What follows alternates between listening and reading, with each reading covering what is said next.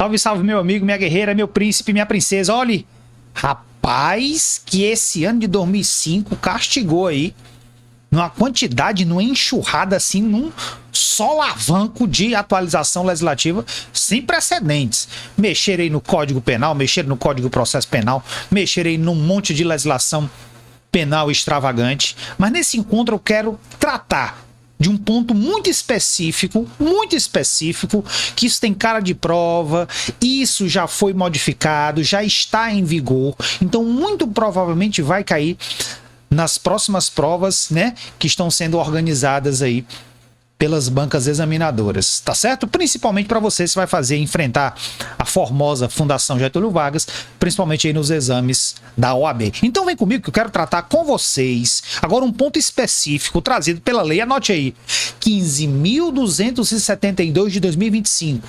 15.272 de 2025, que modificou 3 pontos importantes na nossa legislação processual. 2 deles eu quero tratar neste nosso encontro porque mexeram de maneira assim muito vertiginosa no nosso Código de Processo Penal. Então vem comigo que eu vou partir do seguinte pressuposto. Eu já sei, junto com você, que nós temos a possibilidade da prisão em flagrante ser convertida em prisão preventiva em sede de audiência de custódia. Se você ainda não pegou essa aula, você tem que correr lá no Penal Sensacional para dar uma conferida, para ser mais um sensacional. Então vamos partir desse pressuposto. Possibilidade da conversão da prisão em flagrante em prisão preventiva dentro ou no contexto da audiência de custódia. Perfeito. Se você ainda não me conhece, tá certo? Me chamo Danilo Neves. Clica aqui para seguir o nosso material, para se inscrever no nosso canal, para darmos aí seguimento à nossa volumosa atualização legislativa. Olha só. Se tu já parte desse pressuposto, o que foi que houve aí com essa atualização de 2025? Primeiro, nós temos desdobramentos decorrentes da audiência, da audiência de custódia. Segundo, nós temos a possibilidade agora, vem cá. Nós temos a possibilidade agora de coleta de material biológico para identificação do perfil genético do acusado. E mais, e isso aqui talvez seja um ponto, né, a cereja. Nós temos agora critérios objetivos para verificação da periculosidade do agente, para que seja aquele substrato, né, aquele fundamento, aquela justificativa autorizadora da conversão do flagrante em prisão preventiva. Então, 3 pontos importantes que nós vamos nos debruçar a partir de agora, para que você não perca aí nenhuma atualização, para que você esteja sempre a par desses eventos legislativos. Não vem comigo, bora compartilhar o material? Olha aí. Vamos ver o que foi modificado. Venha comigo que eu quero ver com você com calma. Vamos ver o que foi modificado aí no artigo 310 do Código de Processo Penal. Presta atenção junto comigo que nós temos aí um parágrafo 5º e um parágrafo 6º que até então não existia no passado. Vamos ver primeiro a redação de cada um deles. Venha comigo aqui, ó. São circunstâncias, lembrando que o artigo 310 fala da prisão em flagrante. São circunstâncias que, sem prejuízo de outras, ó aqui o nome, ó, recomendam a conversão da prisão em flagrante ou prisão preventiva. Foca nesse nome, recomenda. Inciso 1, haver provas que indiquem a prática reiterada de infrações penais pelo agente. Ter a infração penal sido praticada com violência ou grave ameaça contra a pessoa. Ter o agente já sido liberado em prévia audiência de custódia por outra infração penal, salvo se por ela não tiver sido absolvido posteriormente. Inciso 4. Ter o agente praticado a infração penal na pendência de inquérito ou ação penal. 5. ter havido fuga ou haver perigo de fuga. 6. Haver perigo de perturbação da tramitação e do decurso do inquérito ou instrução criminal, bem como perigo para a coleta, a conservação ou incolumidade da prova. Parágrafo 6º. A decisão de que trata o caput desse artigo deve ser motivada e fundamentada, sendo obrigatório o exame pelo juiz das circunstâncias previstas no parágrafo 2º e 5º deste artigo e dos critérios de periculosidade lá do 312 do Código de Processo Penal. Peraí que foi muita coisa. Muita coisa mesmo. Mas vamos atalhar. Vamos deixar no prumo. Nós temos um parágrafo 5º, criado agora em 2025, que trata das possibilidades que recomendam. Não é algo que é vinculado ao magistrado decidir pela decretação da preventiva, mas recomendam ao magistrado que ele assim o faça, que converta o flagrante em prisão preventiva. O parágrafo 6º já traz algo que já era mais solidificado pela jurisprudência, que é justamente a necessidade de motivar e fundamentar a prisão preventiva. Pois bem, o que a gente precisa saber dessas inovações? Primeiro, que nós temos agora critérios verificáveis. Isso mesmo, para conferir uma racionalidade, uma previsibilidade do exercício do poder cautelar.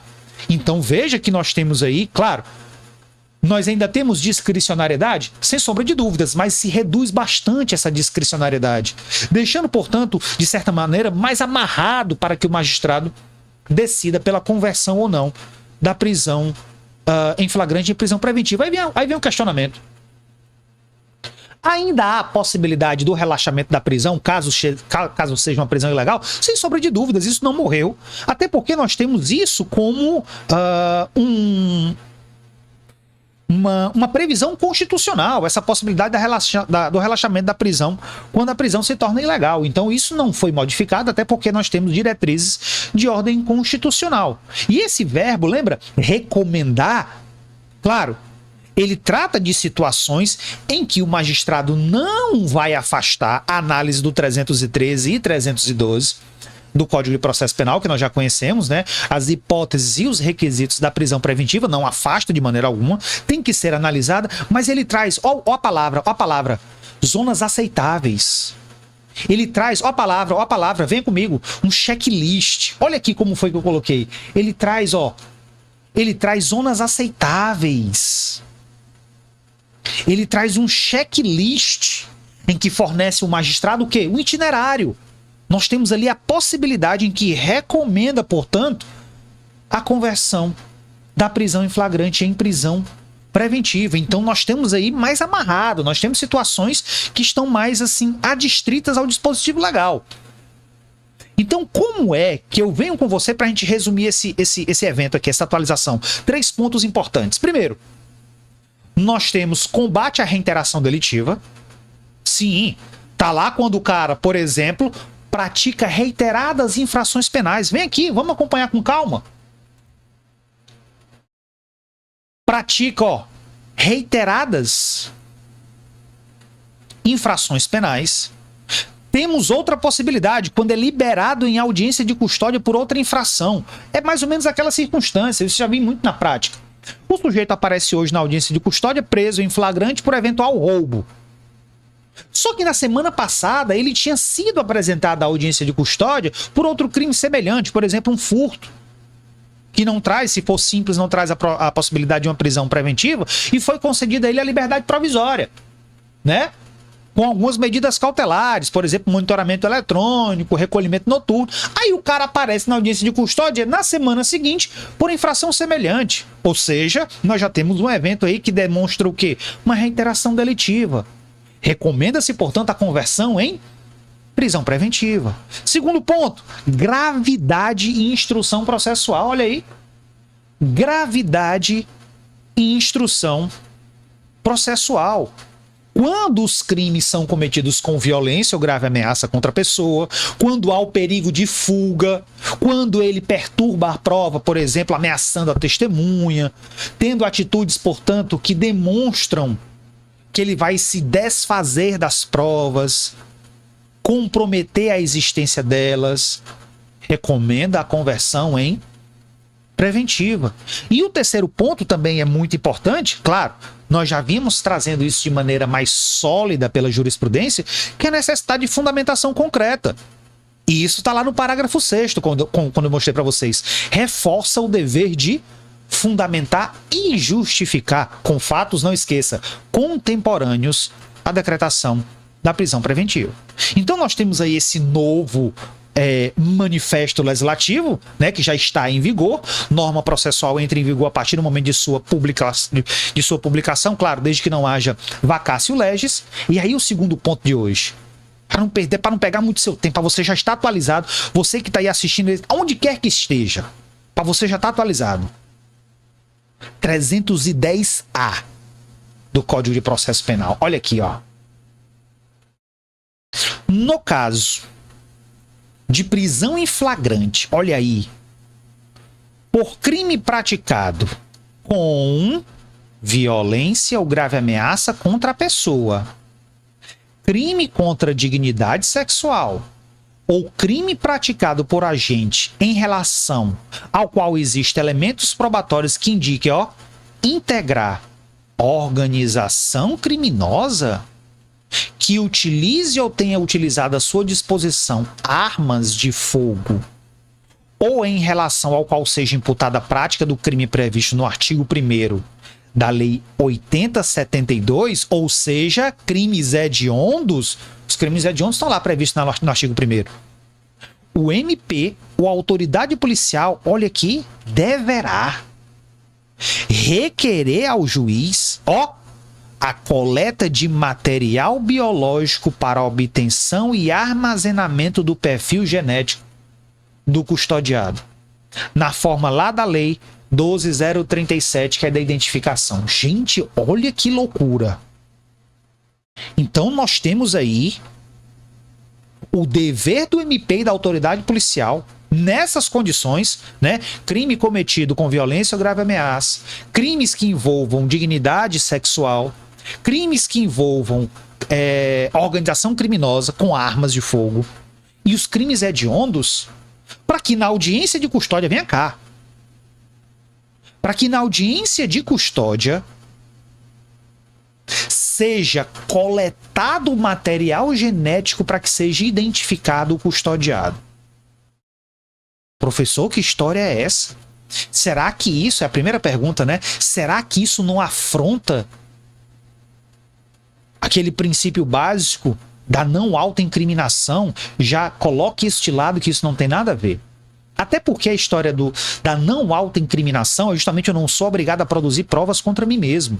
E essa obrigatoriedade de coletar material biológico não é para produção de provas, é para identificação. Vide artigo 9º da Lei de Execução Penal, que inclusive foi modificado agora no final de 2025, tem vacácio para janeiro de 2026, que foi modificada as possibilidades de identificação para o sujeito condenado por eventuais crimes. Nós vamos ter outra aula só por isso aí, mas já fique ciente que até o 9º, que fala dessa coleta de material, já foi modificado. Que inclusive as cortes superiores já se manifestaram no passado sobre essa coleta de material para dizer o seguinte: olha, isso não afronta princípio de ordem constitucional, porque uma coisa é coletar material para identificação, do qual irá integrar um banco de informações que só o judiciário tem acesso, MP não tem, delegado de polícia não tem, as partes não têm acesso, que só o juiz, o magistrado, o judiciário tem acesso, que vai servir para identificar o sujeito e não para a produção de provas. Por isso que não afronta o princípio constitucional. E o mais curioso é que isso vem à tona agora no artigo 310, novidade de 2025, para dizer, olha, tem que ser coletado lá na audiência de custódia, ou no máximo 10 dias após. Isso está aqui, ó. Parágrafo 1º. A coleta do material biológico para obtenção do perfil genético deverá ser feita preferencialmente na própria audiência ou no prazo de 10 dias. Que deve ser feito, inclusive, ó, por agente público treinado. e respeitará os procedimentos da cadeia de custódia, aquela que nós já conhecemos do Código de Processo Penal. Então nós temos aí um solavanco legislativo que isso vai cair na sua prova, E aí, para a gente superar essa nossa discussão, você viu lá no 310A que a legitimidade para requerer é a cargo do MP ou do delegado. Aí fica a pergunta, o juiz pode decretar de ofício? Apesar de não haver essa possibilidade prevista no 310, a doutrina já vai acreditando que sim, porque primeiro, não se trata de procedimento probatório. Não é produção de provas. Por isso, e pelo fato de não ser produção de provas, o juiz poderia determinar essa providência de ofício. Vamos ver aí as manifestações das cortes superiores no decorrer do tempo. Então, essa identificação, novidade que já está valendo, e não custa nada nós nos remetermos à Lei 12.037 de 2009, que fala do perfil genético, para dizer, olha, o nome do sujeito, a identificação dele vai ser excluído desse banco quando ele for absolvido. E digo mais, aqui para a gente encerrar o nosso encontro, que é a informação primeira de luxo. E caso tenha sido condenado 20 anos após o cumprimento da pena. 20 anos após o cumprimento da pena. Então era algo que já existia no Código, melhor dizendo, na Lei de Execução Penal, tem lei própria que trata disso e foi colocado agora no Código de Processo Penal como evento típico da audiência de custódia. Rapaz, essa atualização, castiga, já coloca no teu material, tá certo? E aí, vem conhecer os nossos canais. Você que está aí no YouTube já conhece, já está por aqui. Não deixe de conferir o nosso Penal Sensacional, tá certo? www.penalsensacional.com.br. Lá você vai encontrar, você vai encontrar materiais, você vai encontrar acessos imperdíveis às nossas redes sociais. E aí fica o meu grande abraço e a grande estima, melhor dizendo, que você continue galgando aí os seus caminhos, os seus objetivos para vencermos sempre. Um forte abraço, fiquem com Deus e até a nossa próxima atualização.